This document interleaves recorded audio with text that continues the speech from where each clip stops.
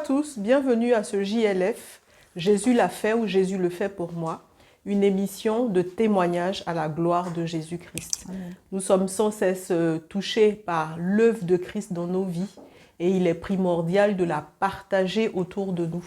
Et c'est ce que nous souhaitons faire au travers de ces émissions de témoignage. Aujourd'hui, nous avons la grâce d'accueillir une sœur, une maman, une mamie, tout ce que vous voulez. Et je lui dis bonjour et je la laisse se présenter. Bonjour à tous, je suis Frédérique Aboitier, je viens de Nantes. Je suis originaire de la Côte d'Ivoire, j'ai 2 enfants. Je suis dans le Seigneur depuis 2000. Très bien. Alors, on rend grâce à Dieu de ta présence avec nous aujourd'hui. Amen. Et si tu es là, c'est sûrement parce que tu as un témoignage à nous partager à la gloire de Jésus. Un très grand témoignage, effectivement. Oui. Amen. Donc, je te laisse la parole pour que tu puisses nous édifier sur ce que Jésus-Christ a fait pour toi. Alors, ce que Jésus a fait pour moi, je reconnais que nul n'était sa grâce, je ne serais plus de ce monde. Alors, ce que Jésus a fait pour moi, je vais vous le raconter. En 2020, j'ai eu une déchirure de l'œsophage. En août 2020, j'ai eu une déchirure de l'œsophage.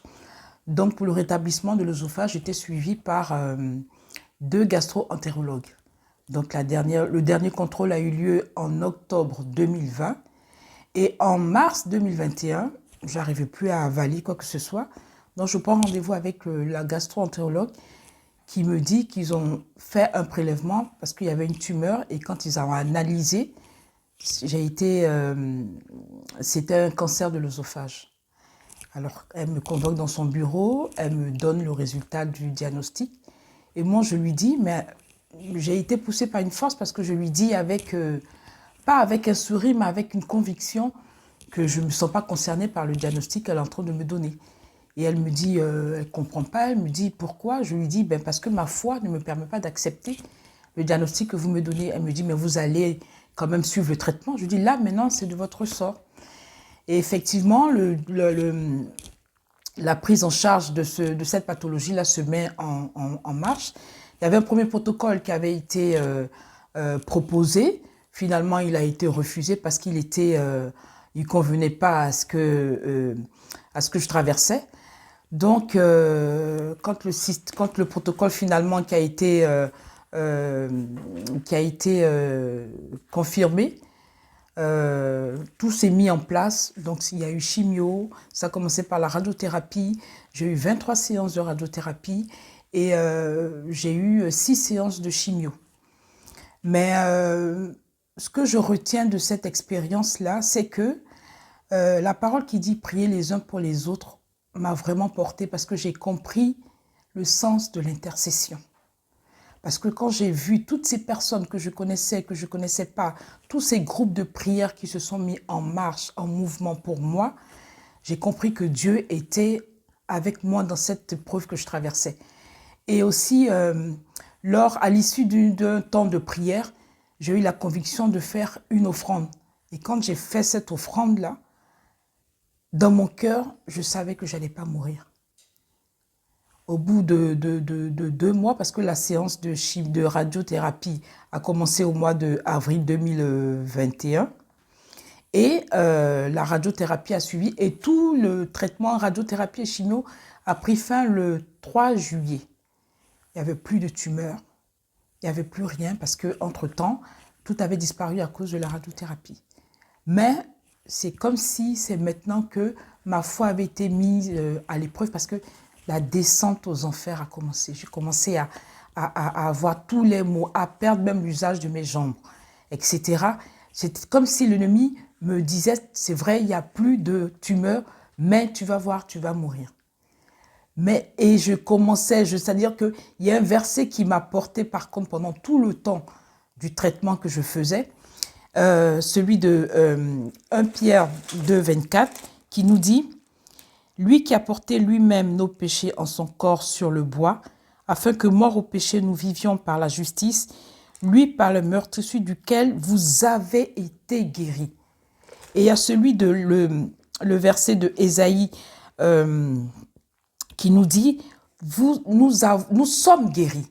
Donc il y a eu cette nuance-là. Et moi, je me disais, mais ce que Christ a porté à la croix, il a dit tout est accompli. Je ne peux pas porter encore dans mon corps ce que lui, il a déjà porté dans son corps. Donc, je me suis accrochée à cette parole-là. Et c'est comme ça que j'ai avancé. Donc, même quand j'allais très, très mal, des moments où il y a des moments où je ne pouvais même plus bouger. J'étais comme paralysée. C'est ce verset-là sur lequel je cogitais en disant que Christ a déjà porté tout à la croix et je suis déjà guérie. Sa parole le dit et je me suis focalisée dessus. Par moments, je n'arrivais même pas à participer au temps de prière. J'étais couchée, le téléphone, mais l'atmosphère de prière me portait. Et je me suis accrochée à ça et petit à petit, j'ai remonté la pente et tout. Et j'ai repris même le travail, même si c'était à mi-temps, j'ai repris le travail 1 an après. Il y a eu des hauts, il y a eu des bas, mais la bonne nouvelle, c'est que je suis sortie de cette situation. Et mon dernier contrôle de scan, c'était en octobre 2025, où l'oncologue m'a dit, mais Madame Aboitier, moi je ne vous revois plus parce que pour la médecine, elle n'a pas dit rémission, elle a dit pour la médecine, vous êtes guérie. Donc je rends toute la gloire à Dieu. Voilà mon témoignage de guérison par rapport au cancer de l'œsophage. Amen. Gloire à Jésus-Christ. Amen. Merci Seigneur parce que c'est vraiment puissant. Amen. Nous servons et nous aimons un Dieu vivant qui agit encore aujourd'hui. Amen. Alors, ce que je voudrais te poser comme question, qu'est-ce que tu pourrais dire à quelqu'un, à une personne qui vient d'apprendre un diagnostic de cancer? Qu'est-ce que tu pourrais lui conseiller? Que cette personne ne se laisse pas abattre.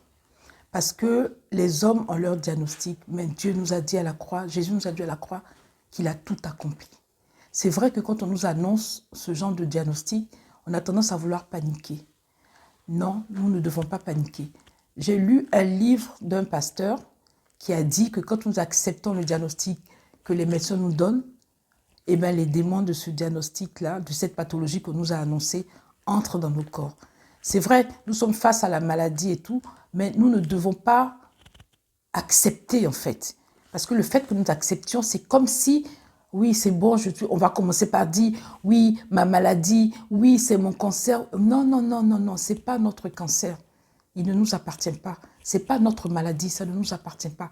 Donc, ce que je peux dire à quelqu'un à qui on annonce ce genre de diagnostic, qu'il se souvient de ce que Christ a fait à la croix et qu'il refuse ça, en fait. Et c'est ce que moi j'ai fait, en tout cas. Donc, c'est mon exemple que je peux donner. Amen. Merci Seigneur.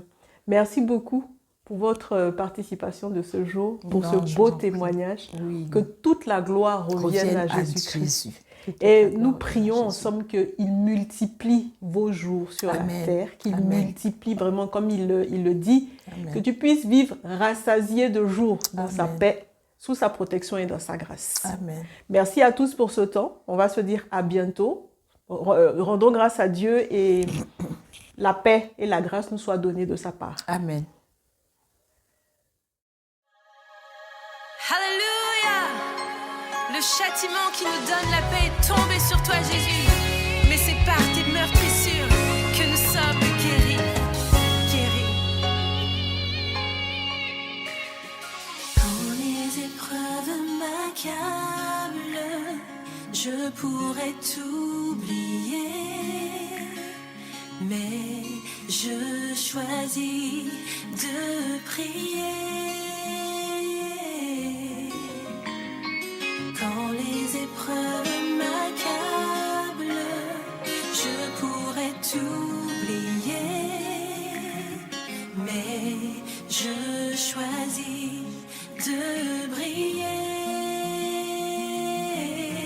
Je veux persévérer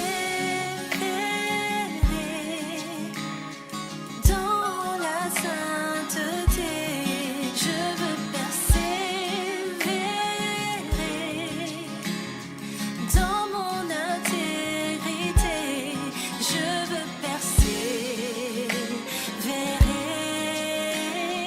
Tu m'as appelé et tu me relèveras.